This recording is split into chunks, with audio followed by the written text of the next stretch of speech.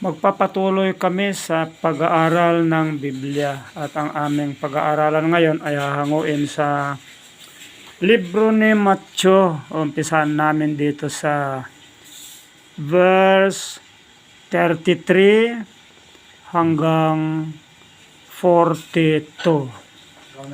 So, basahin ni Sir Mark yung 33. Hanggang 42 naman, ano? Sir, sige, basahin na. Bukod sa rito'y inyong narinig na sinabi ng mga tao, sinabi sa mga tao sa una, huwag kang manunumpa ng di katotohanan, kundi tutupdin mo sa Panginoon ang iyong mga sumpa. Datapwat sinasabi ko sa inyo, huwag ninyong ipanumpa ang anuman, kahit ang langit, sapagkat siyang luklukan ng Diyos. Kahit ang lupa, sapagkat siyang tungtungan ng kanyang mga paa. Kahit ang Jerusalem, sapagkat siyang bayan ng dakilang hari. Kahit man ang ulo mo ay huwag mong ipanumpa, sapagkat hindi ka makagagawa ng isang buhok na maputi o maitim. Datapwat, ang magiging pananalita nyo'y oo, hindi, sapagkat ang humigit pa rito'y buhat sa masama. Okay, hold this sir. Dito, may madiin siyang sinasabi dito. Yung pagsasabi niya ng dapat oo lang at yung hindi lang. Ibig sabihin, naglalaban lamang dito ang katotohanan at kalikuan. Pag talagang hindi. Pag sinabi ng Panginoon, yun lang susundin. Pag sinabi niyang hindi, huwag talaga. Dahil ito sabi niya dito, yung panunumpa o pagpapatotoo, napakahalaga yan dahil gagamitin niya tayo upang atin siyang tayo gagamitin din niya na magpapatotoo sa kanyang mga sinalita. So, gusto ng Panginoon na malaman natin yung katotohanan upang yun lamang ang salitay natin. So, napakaganda yung pagsasabi niya dito. Pag hindi. Pag oo. Sapagkat ang humigit pa rito ay buhat sa masama. Ayun. Pag humigit ka ron, sa oo, hindi. Pag humigit ka Buhat ron, sa Ibig masama. sabihin yung nag-aalangan ka. Nag-aalangan ka na o hindi. Pagkakasala pala yun. Kasi wala kang direksyon eh. Yeah. Makikita natin dito na sinasabi niya yung oo at hindi. So, ibig sabihin, yung nakikita natin na kahulugan ng kanyang sinabi ay makikita lamang natin sa Biblia dahil may sinalita na siya. Meron na siyang inilahad na katotohanan lamang. At meron din siyang ipinakita na kalikuan. Kaya nga talaga mag-aral talaga tayo ng Biblia kasi para alam natin kung totoo yung sinasabi o hindi. Para alam natin yung sagot na hindi tayo sumasagot na ewan ko. Hindi dapat gano'n. yan ang basehan ng pananampalataya. Yan yung standard ng pananampalataya. Wala nang iba eh. Pag halimbawa, sinabi ng ibang tao na kapares ng mga iba, kukuha tayo ng iba, na ang pagsamba natin ay araw ng linggo, dapat salitain natin, hindi. Oo. Ngayon, pag sinasabi na ang pagsamba ay Sabado, sasabihin natin, oo. Yan. Ibig sabihin, maliwanag yung sinalita ng ating Panginoong Hesus. Kung wala tayong kaalaman sa banal na kasulatan, hindi natin malalaman ang isasagot natin kung oo o hindi. Baka sasabihin mo, ewan ko. Yan. Magiging aywan ko ang sagot. Ayan. Ayaw ng Panginoon din yun. Ayaw niya. Ayaw mo na-form yun eh. Ayan. Kaya nga napakahalaga na malaman natin ang sulat. Pagpatuloy mo, Alden. Narinig ninyo sinabi, mata sa mata at ngipin sa ngipin.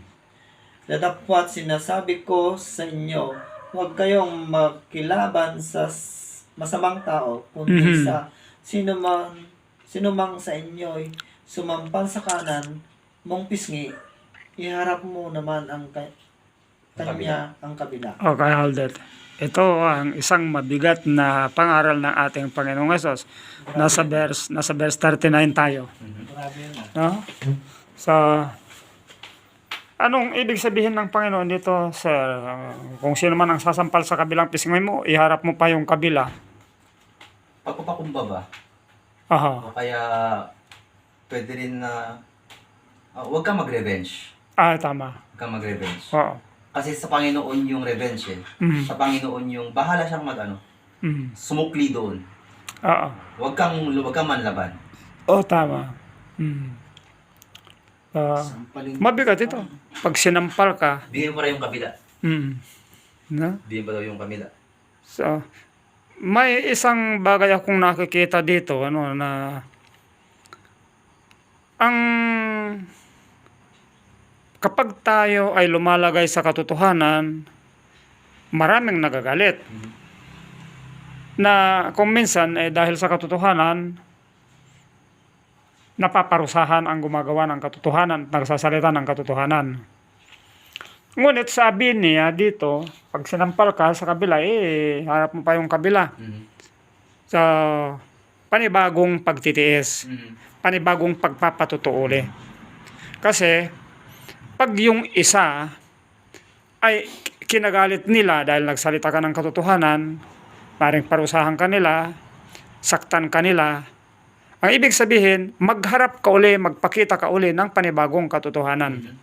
Para madagdagan yung katotohanan sa kanila. So, ibig sabihin dito, parang nakikita natin na may pagtitiis tayo na dito pumapasok sa gawing ibaba, ibigin mo ang iyong kaaway.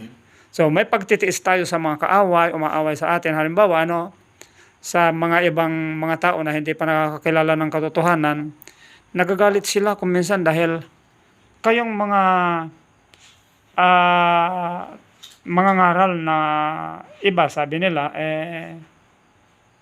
tinuturoan nyo yung mga tao na huwag kumain ng mga bagay na sinalita ng Panginoon na para sa Israel lamang noon.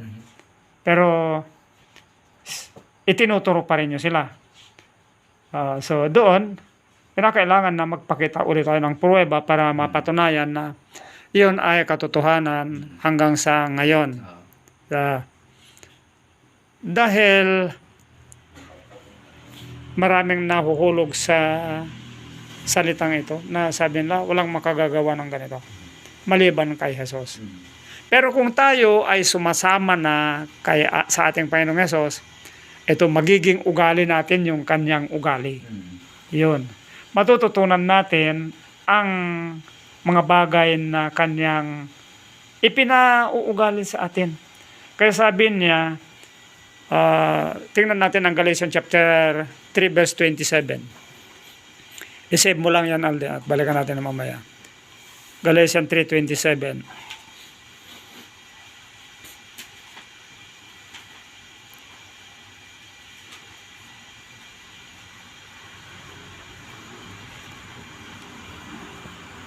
Sapagkat ang lahat na sa inyo ay binautismuhan kay Kristo ay ibinihis si Kristo. Ayan.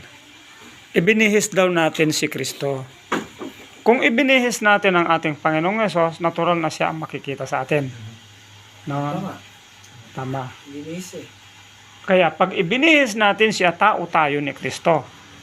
Dahil sumusunod tayo sa Kanya, sumasama tayo sa Kanya. Sa Kristo na tayo. Kay Kristo tayo. Mare-reflect natin siya.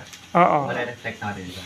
Ngayon, dito sa pagsama natin sa ating Panginoong Yesus at pananatili natin sa Kanya, basahin mo yung verse 29. At kung kayo'y kay Kristo,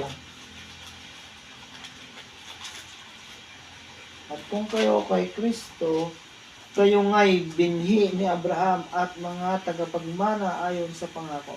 Ayun. Yung na kay Kristo lang pala ang binhi ni Abraham at tagapagmana ng pangako. Kaya kailangan doon kay Kristo lamang tayo sasama. Sa kanyang aral, sa kanyang mga sinalita, upang mag-reflect ang karakter ng ating Panginoon sa Marami naman nagsasabi ng kay Kristo daw. Oo. Sinabi naman sa Biblia din, lagi na sabi ng Lord, Lord, na pinangaral kita, ganyan. Hindi lahat yung maliligtas. Pero ito na nga, pinag-aaralan natin Kung sampalin ka sa kabila, iharap mo pa sa kabila. Yun yung pag-karakter ni Kristo. Ayan. Yan yung si Kristo talaga. Yan. Kahit dinadaya na siya, Mm. wala lang. Parang pinapanalangin pa rin niya yung ano. Yung Ayan. pala yung tunay. Hindi yung sinampal ka, nag-revenge siya. Hindi na yun si Kristo. Hindi yon. Kasi meron pa siyang sulat dito sa Biblia, hindi ko alam kung saan yun, pero naalala ko, meron ako nabasa na magpalamang ka eh. Magpalamang ka daw, hayaan mong lamangan ka. Sulat yun ni Paul, Pablo, pero Oo. kung saan. Magpalamang ka daw, hayaan mong lamangan ka. Mhm. Ang kapwa mo. Oo. Hayaan mong lamangan ka. So, ayun na nga, pag nasa atin ito o nasa isang tao ito, ano, yung maari na niyang ibigin ang kanyang kaaway at ipanalangin pa niya, yun yung na kay Kristo talaga, yung sumusunod sa kanya. Pagre-revenge pala, ugali pala ni Satanas yan. Ugali ng kaaway yan. Mm-mm. Yung lahat na. Mm. Kabaliktaran lahat na. Kaya ipaubayan natin Kabaliktaran kung, talaga. kung nadehado man tayo, bahala ang Panginoon na mag-revenge para sa atin. Oo. Hindi para sa atin ang revenge. Hindi Ayan, para sa atin. tama yan. Hindi para sa atin. Siya ang bahala doon. Bagkus ang ipakita natin sa mga nagkasala sa atin is pagmamahal Mm. at saka pagpapatawad at saka ipagdasal natin sila. Oo. Yun ang gusto ng Panginoon. Kaya nga sabi sa Romans chapter 12 verse 20, ito yung karugtong ng ibigin mo ang iyong kaaway. Maganda yung sinalitang yan ni Pablo. Dahil malalaman natin kung paano. Sapagkat ang buong nilalang ay nasakop ng No. 12:20. 12:20. 12:20. 12:20. ang iyong kaaway ay magutom, Mm. pakainin mo. Kung siya ay mauhaw, painumin mo. Mm. Hold it. Oh, tama na, no? Kapag ang iyong kaaway ay nagutom, pakainin mo. At pag siya ay nauuhaw, painumin mo. So dito ngayon, ito yung ipinakikilala ni Kristo na ugali nung sumasama sa Kanya. Yung sumasampalataya sa Kanya. Kaya dito ngayon, ibalik mo sa gawing 19. Huwag kayong mga higantihan, Yun. mga iniibig, kundi bigyan nyong daan ang galit ng Diyos, sapagkat nasusulat, akin ang paghihiganti, ako ang gaganti, sabi ng Panginoon. Ayan. 21. Tuloy mo nga. Huwag kang padaig sa masama, kundi bagkus daigin mo ng mabuti ang masama. Ano yun? Ang ganda, no? Huwag kang gaganti. Kung may nagagalit sa'yo at nagugutom, Kahit pakainin dinadaya mo. ka, huwag ka talagang ano din. Mm. Huwag kang mag Yun yung ipinangangaral sa atin ng ating Panginoong Yesus. grabe. Yan ang magiging ugali ng sumusunod, sumasama kay Kristo. Sa verse 19, English niya, vengeance is mine. Mm-mm. Sa akin ang Pagiganti. paghiganti. I will repay, said the Lord. Ayan, kita mo, ang bigat, ano? Be not overcome of evil, but overcome evil with good. Ayan. Kayang talunin ng mabuti ang masama. Tama. Kaya niya. Kaya kung Ayan. pakitaan tayo ng masama, Mm. huwag natin suklian ng masama. Kasi hindi matatalo ng masama yung Oo. masama. Oh. Mm. Ang makakatalo lang ngayon sa masama, Mabuti. mabuti. Kaya nga ang ating Panginoong Hesus, ano, nung tinukso siya ng Diablo, lumagay lamang siya sa nasusulat talaga. Nasusulat. Nasusulat. Oo. Wala siyang ibang sagot kundi nasusulat. Kay Satanas. Nasusulat. Gawin mong bato yan. Ay, gawin mong tinapay yung bato. Lahat Gutom ka ng na. ito ibibigay ko. Mm. Kasi, Tama? di ba? Nasusulat pa rin siya. Ayon sa nasusulat, sabi Mm. ng Panginoon, huwag mong Tuksuhin. Huwag Panginoon Oo. Diyos. Ito, mong item. oo. Huwag mong item. Oh, Tapos yung bato, pinapagawa ng tinapay kasi 40 days Days. na siya naka-fasting. Gutom na gutom ka na. Gawin mo ng tinapay yung bato. Tinapay. It is written, men shall not live by bread alone. Nasusulat pa rin. Ito pa rin talaga. Ay, yan Ito talaga. pa rin. Yan talaga. Oo. Yan talaga. Mm. Yan talaga. Kaya lumagay lamang tayo sa sulat Sulat. talaga. Nasusulat ba ang ugali natin? Nung kahit tinatanong si Jesus, ngayon ko lang naalala na kahit tatanungin si Jesus, tinuturo niya pa rin ito. Ito pa rin. Yan pa rin. Ito pa rin. Yan pa rin. Ito pa Kasi rin. ang Panginoong naman, tinutulak niya kay Jesus. Oo. Nasa sulat. Oo, nasusulat. Tapos na eh. Ang ganda, no? At siya yan. Lahat ng nasulat dyan, siya yan. Kasi yung verbo nagkatawang tao, Tao. siya yan. Mm-mm. Siya yan. Oo. Siya yan. Ang ganda, no? Siya yan. So, ito yung pangalawang parte ng aming pag-aaral. So, naway mapakinggan ninyo, maunawaan na ang aming pinag-aaralan ay salita lamang Diyos, ano? Nakabasa lamang sa banal na kasulatan. Hindi kami lumalabas dito. Hindi kami kumukuha ng ibang libro upang walang masaktan. Dahil ang ating Panginoong Hesus, sabi niya, sa Kanya lamang tayo sasama. So, pagpalain tayo lahat ang ating Panginoong Hesus. Magandang oras sa ating lahat.